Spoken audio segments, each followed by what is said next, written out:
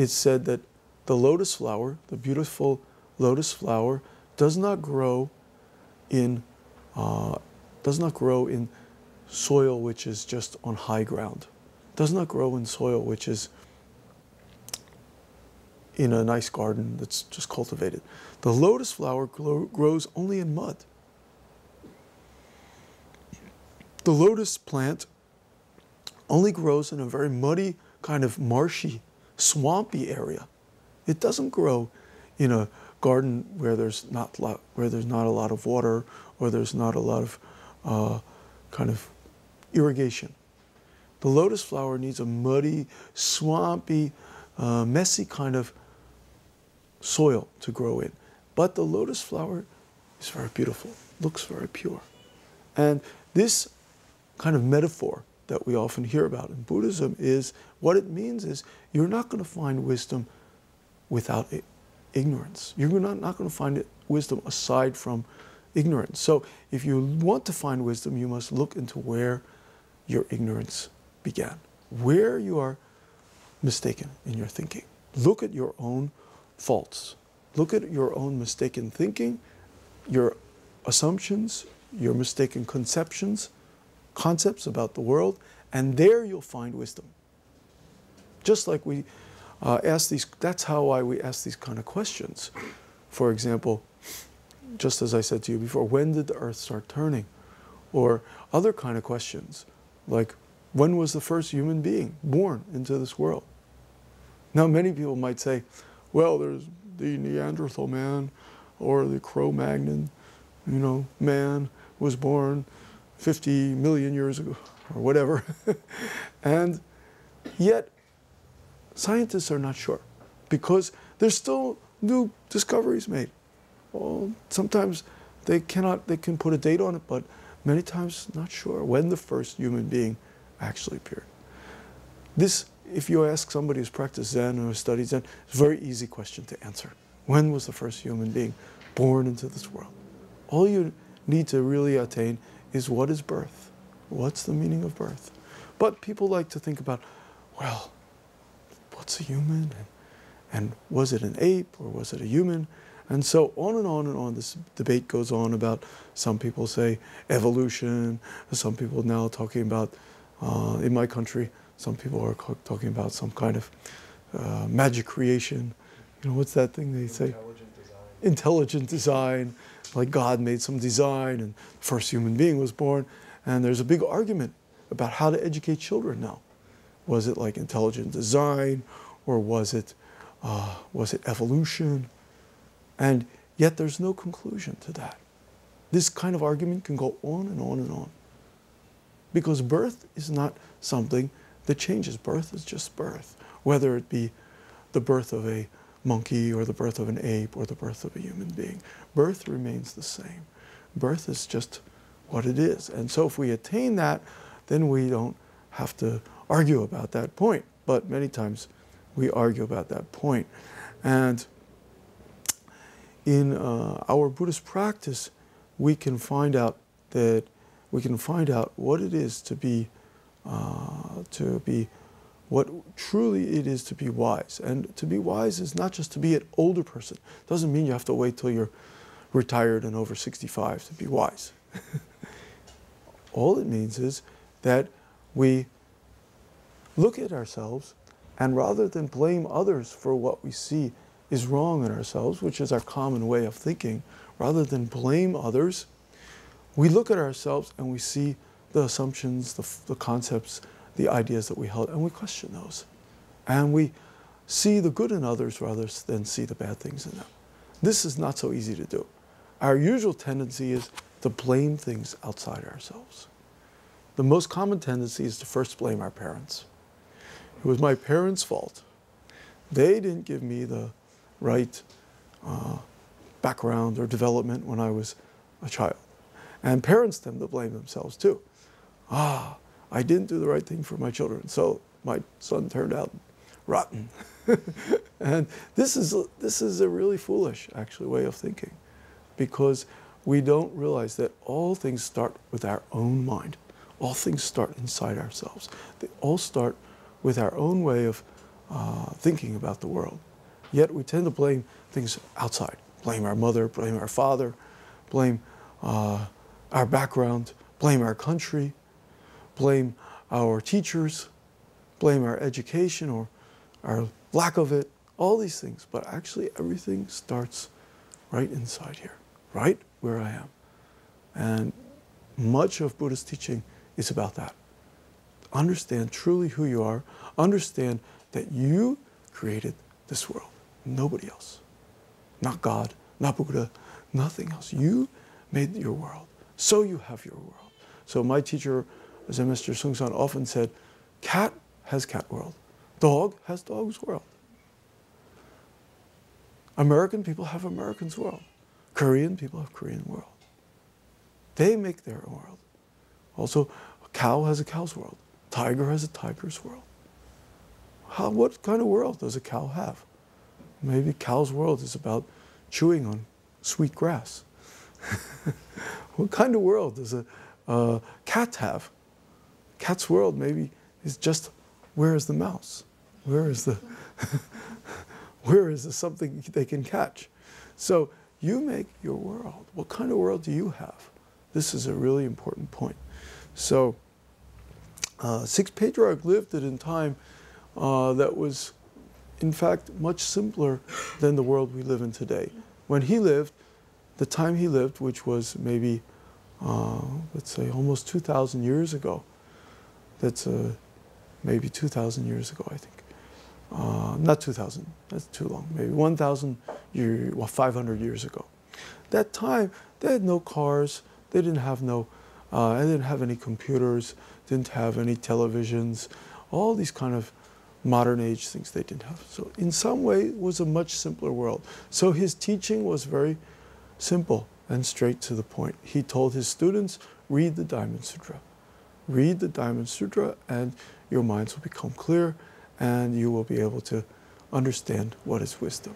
Very simple teaching.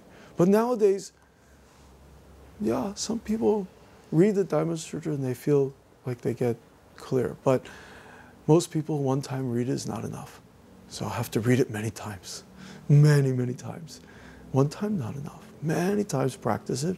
Read it again and again and again. Not only one sutra, also some people only read the Diamond Sutra, then become attached to the Diamond Sutra. So nowadays we practice not only one sutra, but read different sutras and we practice meditation. It's very, very important. So Zen is a meditation, or Koreans say sun. So if we practice meditation, then that also helps us clearly understand what the sutras are about. Sutra means that which was spoken by the Buddha or the Patriarch, the speech. Maybe if somebody really liked this lecture, they could make this into a sutra too. So if this lecture was really considered very valuable, maybe it could be a sutra also. Sutra is some long train of thought, some long speech. We say Zen or sun is the mind of the Buddha. Sutra is a speech of the Buddha, speech of a Buddha. And we say precepts or sila, what is called here sila, is the behavior of a Buddha. We have this teaching about behavior. So if we only talk about being good, but we don't behave accordingly, that's also a problem. So good conduct should be followed, good intentions should be followed also by good conduct. So our speech and our conduct are not different. Now, moving right along. And by the way, if you have any question you would like to ask during this talk, please feel free to put up your hand and ask. I'm very open to questions. Now, if we look on the bottom of page 4 of the second chapter, the Sixth Patriarch talks about the Diamond Sutra. And he recommends that many people recite and study the Diamond Sutra, which will enable you to realize your true nature. Now, why did he recommend that? He recommended that because It was upon hearing the Diamond Sutra that the sixth patriarch himself attained enlightenment. He heard the Diamond Sutra when he was just a young man or a young boy, almost teenager, and he was helping his mother, as we talked about earlier. He's helping his mother, and he went to the market and he sold the wood to help his mother, and he heard the Diamond Sutra, and at that point he got enlightenment. So he always recommends to his students that they hear the Diamond, that they practice the Diamond Sutra, that they recite the Diamond Sutra. And he goes on to say on page 5, the prajna immanent in the true nature of every person may be likened to a rain, which refreshes every living thing, trees and plants, as well as sentient beings. Now, this is interesting because he says that everybody has prajna inside themselves. Everybody has the capacity for wisdom. And he compares wisdom to a rain. So, one thing interesting, if there's too much rain, many times a whole village is flooded out, or people lose their homes, especially people whose homes are near a river. They will lose their homes and they will suffer immensely. And the sixth patriarch talks about that, and he says, those people whose capacity is very small, when the rain of wisdom, when the rain of prajna comes down, they are at a loss what to do. And they're like people whose houses were in a flood. And they're like swimming through the water, but they're helpless. And they don't know how to get to dry land. And they're like lost in this water. And he said most people are like that they have this prajna rain coming down, but they don't know what to do with it. They don't know that this rain actually, which refreshes every living thing, trees and plants as well as sentient beings, this rain is actually wisdom. So the sixth patriarch talks about when rain comes in a deluge, plants which are not deep-rooted are washed away, and eventually they succumb. This is the case with the slow-witted when they hear the teachings of the sudden school. Sudden school meaning the Zen school. The prajna immanent within themselves is exactly the same as that in the wisest of men, but they fail to enlighten themselves when the Dharma is made known to them. So this is a very interesting point, and the point is that for those people whose minds are wide and whose capacity is big, this prajna, this rain of prajna, is like very refreshing, and they welcome it, and it opens them up to many different things. But those people who are not kind of rooted, who are not deep-rooted, they are kind of washed away. Plants which are not deep-rooted are washed away. So if we don't have a strong kind of basis, a strong kind of roots, then it's very easy to become washed away when this wise teaching is given. And then the patriarch goes on to say, prajna does not vary among persons. What makes the difference is whether one's mind is enlightened or deluded. And that's an interesting point. So he many times said, the prajna that you have inside you is no different than the prajna I have inside myself. Many times he said that. Everybody has the same wisdom. Only the difference is whether your mind is clear or not, whether your mind is enlightened or not. And when we use the word enlightened, we mean whether your mind is clear, whether you've been able to clear out the illusions, clear out the anger and the greed that most people carry around in their mind and consider their treasure, actually. Many people carry around this kind of greedy mind and carry around this anger and consider it their treasure. So if we can empty our minds of these three things, then we can experience this wisdom, this rain of wisdom, which then helps us grow in many ways. We can grow inside. So then he goes on to say, learned audience, don't attach to inside or outside. be free to come or go without hindrance. One who is able to do this is of the same standard required by the sutras of the Prajna school. So he refers to the Prajna school as the wisdom school. And the sutras of the wisdom school are the sutras of the Mahayana. And we go on to page 5.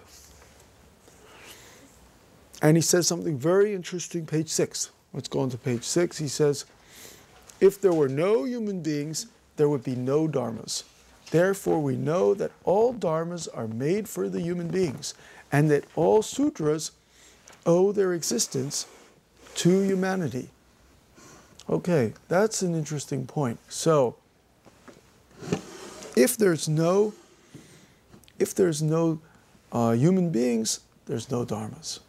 All dharmas were taught for the sake of human beings. They were not taught for the sake of dharma itself.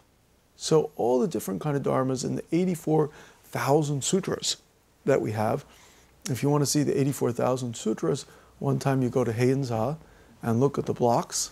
They're all there.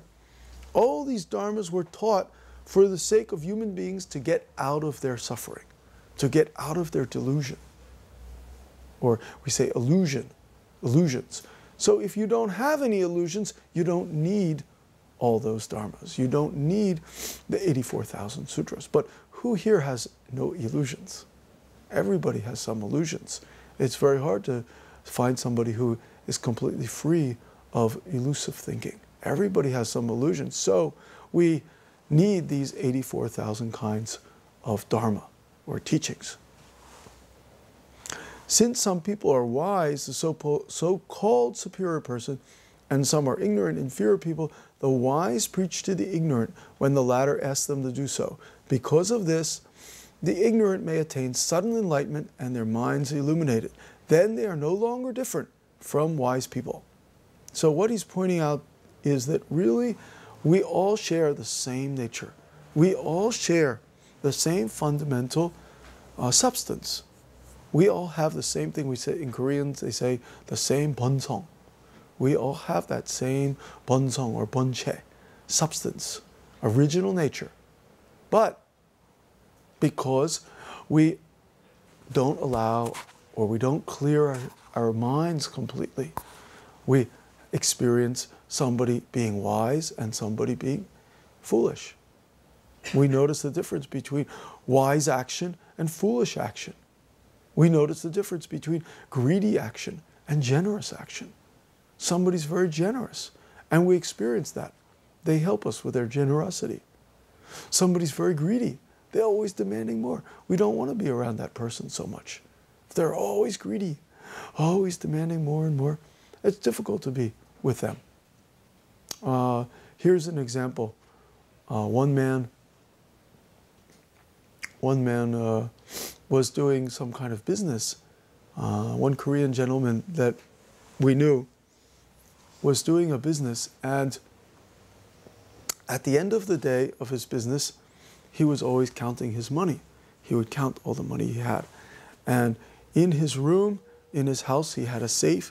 He would take the money back to his house and would put it in the safe. And his whole life, he spent very little on his family, very little on himself, and only kept this money in the safe, stacking up many kinds of all this money. And of course, when he got old, it's very difficult for him because he was very concerned who this money would go to and how this money would be used. And he was reluctant to part with this money even when he was dying. Now, everybody knows when you're dying, you can't take any money with you. So you have to decide who it will be given to. You have to write a will. You have to do something like that. But this man, he was very unhappy that even to leave this money to his family, because he thought that this money needed to grow. It needed to be just in the safe and just getting bigger. But finally, with a lot of suffering, he died. And his son, of course, inherited this money. And when his son got this money, he felt very bad about using even using this money was difficult because his father had his whole life just sacrificed everything and experienced very little happiness and very little kind of generosity to share this with other people. So this is a very common kind of example of what happens when we're too greedy. And many times we have the idea that we're going to carry something with us. But as we know, when you die, there's nothing you can take with us. Whether it's a big stack of money or whether it's a very close person to you, there's no way that these can go with you. So we often need to remind ourselves that we need to change this, what we call greed, into generosity. We change this hatred or anger, we change that into, we change it, as I said before, we change this hatred or anger, we change that into meditation, samadhi. And samadhi means pure bliss, blissful meditation. And then we change this illusion or ignorance, we change that into prajna, wisdom.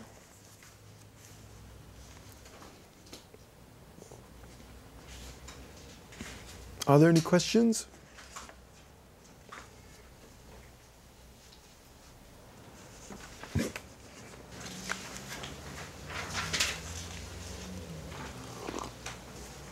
Poem. I don't know why when they edited it, they didn't take out this word. But I guess stanza is still a word that's used nowadays. I have a formless stanza for all of you to recite. Both laity and monks should put its teaching into practice, without which it would be useless to remember my words alone. So Sixth Patriarch was very generous. He's very kind. He said, it's not going to be possible for you to remember all my words, but I'm going to give you this poem. And this is a beautiful poem that he wrote. And one of the most, the part of this poem that really stands out for me, that I always like the most, is on the page 9, the next page. It's quite a long poem. And he says here, in the middle of the page, on page 9, are you with me? Okay. On page 9, a true practitioner of the way does not see the mistakes of the world. If you find faults with others, you yourself are already in the wrong. When people are in the wrong, we should ignore it, for it is wrong for us to find fault. By getting rid of the habit of fault finding, we cut off defilement. When neither hatred nor love disturb our mind, serenely we sleep. That's very kind, actually, what he said. So many people are very critical, and sometimes the kind of critical analysis is valued in our jobs. If we are critical and we're able to critically analyze something and criticize those who have not really penetrated to the matter, we are rewarded in our jobs, and especially in today's world. But if we use that critical, analytical mind to find faults with others, then we also make some fault ourselves. And by finding faults with others, we get into a bad habit, this habit of fault finding. So the Sixth Patriarch says, if you can cut off that habit, getting rid of that habit of fault finding, you will have neither hatred nor love disturbing your mind. So even love was considered a disturbance to the mind. And you will sleep serenely. So this is his poem, a very interesting point that he made here. Also, he goes on to say here, if you look further down on page 9,